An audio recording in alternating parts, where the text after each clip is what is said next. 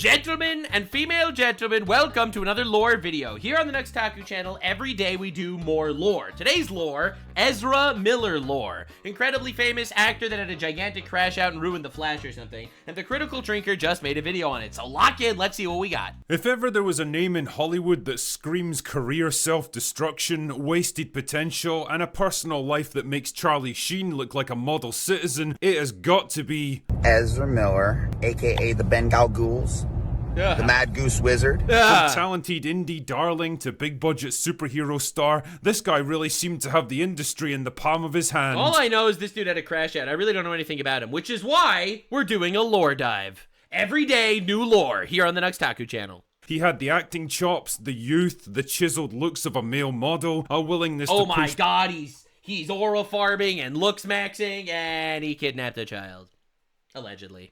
Boundaries and take creative risks to make gender, sexuality, and fashion into his playthings like a modern-day David Bowie. People just couldn't seem to get enough of Ezra Miller, and with his rise to big-budget franchise films, he was poised to become the next big A-list movie star. There was just one small problem. He was a fucking Fruit Loop, and before you could say red flag, the Hollywood dream unraveled into a nightmare of arrests, kidnappings, assault accusations, drug use, crazy religious cults, and complete Excuse me, what? emotional meltdowns. Ezra Miller didn't just crash and burn, he nuked his career from orbit, going from Hollywood golden boy to It's so wild how it's like all of these guys, bro.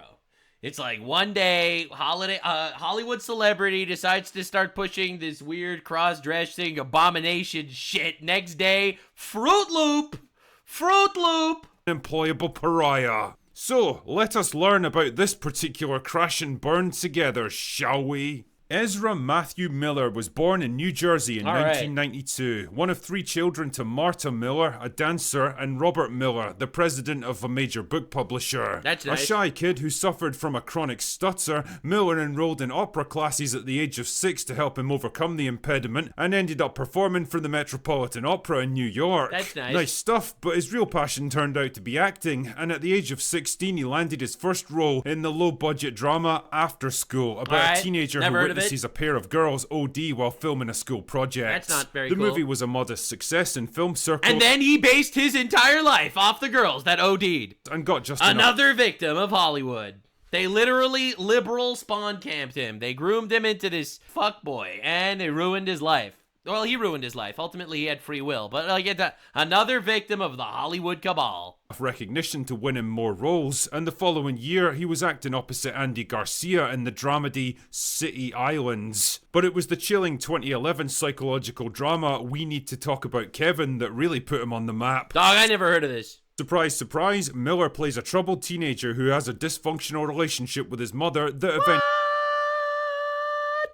escalates into a full-scale massacre at his local high school. That's not very nice. It's not exactly a fun watch, but credit where credit's due, Miller is superb in it, and more than capable of holding his own against a veteran actor like Tilda Swinton. By now, his star was very much on the rise, and Miller was gaining a reputation as the exciting new talent in town, able to play complex and challenging psychological roles, but just as comfortable doing breezy romantic dramas like Madame Bovary and The Perks of Being a Wallflower. Hollywood was taking notice of Ezra Miller, and it wasn't long before bigger roles sad, bro. It's heartbreaking. started coming his way. The first of these was He's like a 16-year-old kid at this point. announcement of his casting as the Flash in Zack Snyder's doomed DC universe. In retrospect, it was probably a bad move, but at the time it seemed like a huge opportunity, and whatever you might think about the movies he was actually in, Miller seemed to understand the assignment when it came to playing Barry Allen. He brought just the right amount of nervous energy and neuroticism to the character, balancing out the stodgy seriousness of the rest of the cast. Unfortunately, Justice League, his first big outing as the character, turned out to be a troubled production. Snyder was forced to bow out halfway through the process, and Joss Whedon's hasty course corrections didn't do much to help the movie, which got roasted by critics and disappointed at the box office. Still, Miller's momentum didn't seem to be impacted too badly, and his recurring role in the Fantastic Beasts franchise turned out to be just the saving grace he needed to stay on top. Oh my god, he was literally in all the big shows and he was in all the big movies for like a solid 2 years.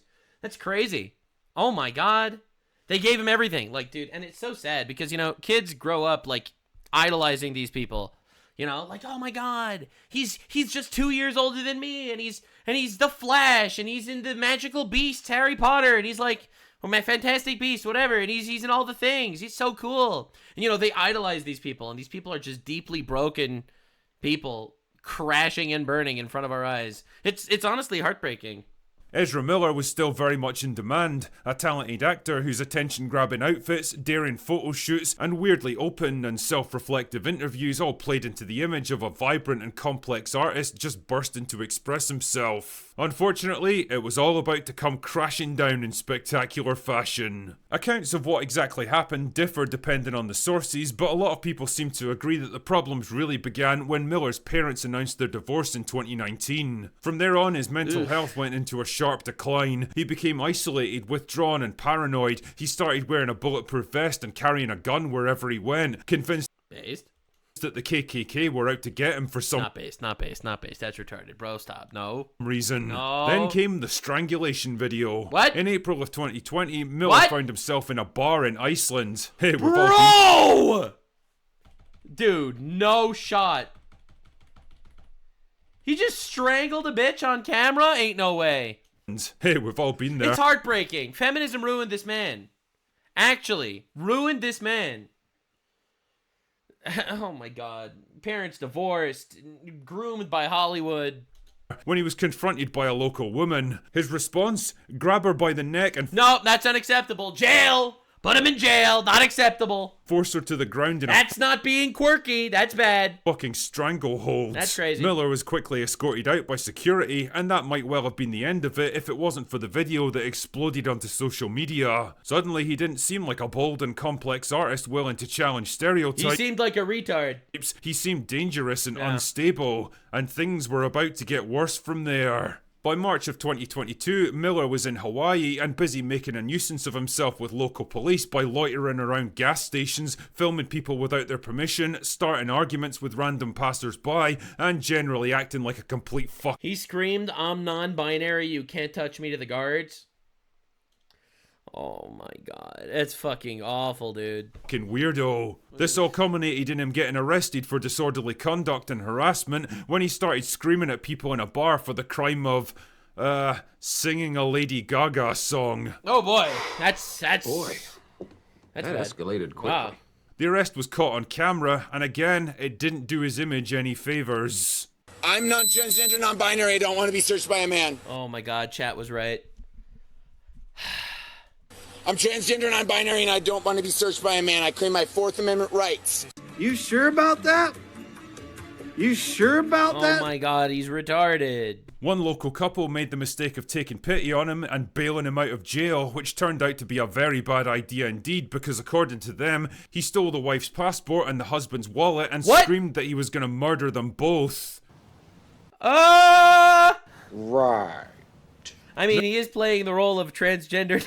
I'm sorry, kidding. Anyway. Miller, complete with a shiny new restraining order slapped on him, fled the islands. But trouble seemed to follow young Ezra wherever he went, and just a few weeks later, he got into another fight and threw a chair which hit a woman in the head and left her needing stitches. Somehow he got off with another disorderly conduct charge, which is kinda wild, because I'm pretty sure they could have nailed him for aggravated assault, but whatever. Fame has its perks, I guess. By now, Miller had had enough of Hawaii, and I'm pretty sure the feeling was mutual, so he left to return to his farm in Vermont. But just 2 months later, he found himself embroiled in more legal trouble when the parents of an 18-year-old Native American activist accused him of using, quote, violence, intimidation, threats of violence, fear, paranoia, delusions, and drugs to hold sway over their child. Bro, that's bad. Court documents from the time. Is it true? Also claimed that Miller had caused bruises on her body and that he groomed and manipulated her from the age of 12. This is terrible. Oh my God. Now, this isn't crashing and burning. This is like actual fucking self-destruction. This is unbelievable. Fuck. In case you were in any doubt, it was becoming pretty obvious that something was very wrong with Ezra Miller. A former resident of his farm explained that Miller believed the girl in question was, quote, an apocalyptic Native American spider goddess. I mean, like, listen, he may have been crazy, but a broken clock is right twice a day. You know what I'm saying? And that he himself... That was a joke. was a reincarnation of Jesus Christ, and together they Oh, were going wow. to bring about an indigenous revolution. Oh, wow. Wow, wow, wow. Oh my, wow.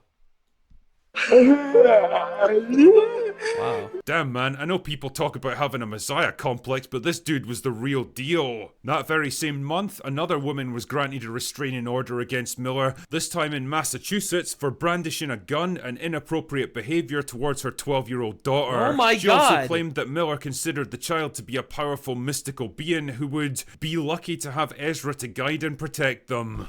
They need to put this guy in jail. Why are they letting this dude just wander the streets? Because he's famous? He's famous, so they just let him out? Shortly before their Like, restraining this is obviously a dangerous, mentally ill guy, and it's inevitable that something's gonna happen. order was granted, Miller apparently arrived at the family's home dressed as a cowboy and tried to buy horses for the childs. What, are you retarded? You know, we can often laugh at the well-deserved downfalls of pompous celebrities in these This is just sad, honestly. Like, I love laughing at retards, but this is just sad. videos because most of the time they're just arseholes who overplay their hand or idiots who failed upwards until they got discovered, but this is getting into actual disturbing territory here. Things were about to take an even darker turn when police showed up at Miller's Vermont farm after claims that he was sheltering a woman and 3 young children there, that guns and ammunition had been left lying around unsecured, that Miller himself was smoking weed and blowing it into a baby's face. The next day Miller was charged with burglary when he broke into a neighbor's property and stole bottles of booze because I guess a multi-millionaire movie star couldn't afford to buy his own drinks. Really? Miller would eventually cut a plea deal to avoid the worst of the charges, but the reputational damage was overwhelming, and it wasn't helped by reputational damage? My guy, that's the least of his concerns. He needs an exorcist. Okay, he doesn't need a PR guy. He needs an exorcist now. He needs to call Reverend Father Uncle Ruckus immediately. All right, and a barber, because that Farquaad haircut is not doing him any favors. the videos that he kept posting onto social media. Ezra Miller, aka the Bengal Ghouls, the Mad Goose Wizard. Look, if y'all want to die, I suggest just yourselves with your This guy was the Flash? own guns. Keep doing exactly what you're doing right now, and you know what I'm talking about. And then, you know, we'll do it for you if that's really what you want. Right. That's bad, bro. This was a man unraveling in real time in front of the entire world, and it all happened at the worst possible time for Warner Brothers. They were already fighting a losing battle to save the troubled Flash movie, which was going through major reshoots that had blown the budget up to almost $350 million. Yeah, they didn't want to star the Mad Goose Wizard as the Flash.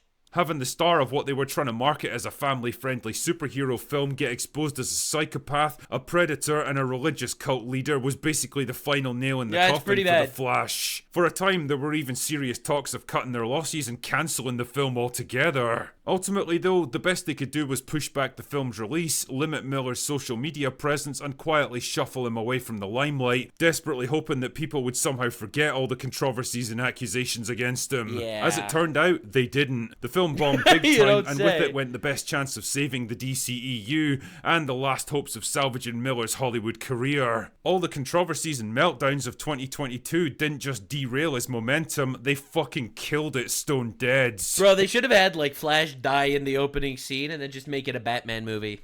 I'm just saying, if they would have pulled that shit, it would have been unforgettable. You know, in the first scene, Flash is zipping around and the Joker just fucking trips him and he goes flying into like a blender or some shit. And then Batman pops out. And then the rest of the movie is just Batman versus the Joker. I'm just saying, that would have been absolute cinema. In the 3 years since the Flash debacle, Ezra Miller hasn't appeared in a single movie or TV show of any kind, and there are no real plans for any upcoming projects. Hollywood might be a haven for weirdos and oddballs, and willing to forgive all manner of transgressions. Yeah, it's kind of weird. There are levels of controversy that even they can't sweep under the rug. For all intents and purposes, Miller is persona non grata in the industry now. Too radioactive to touch, too unreliable. Oh my god. Yeah, no, he's cooked. It's over. Able to hire, yeah, and without the box office capital and industry clout to get people to care about him again. And it's a shame, really, because there's a reality where Miller was able to forge a successful career as a challenging and unconventional artist, breaking barriers and challenging norms. Well, it turns out a lot of these unconventional artists are just complete whack job retards that cut their own ears off and shit.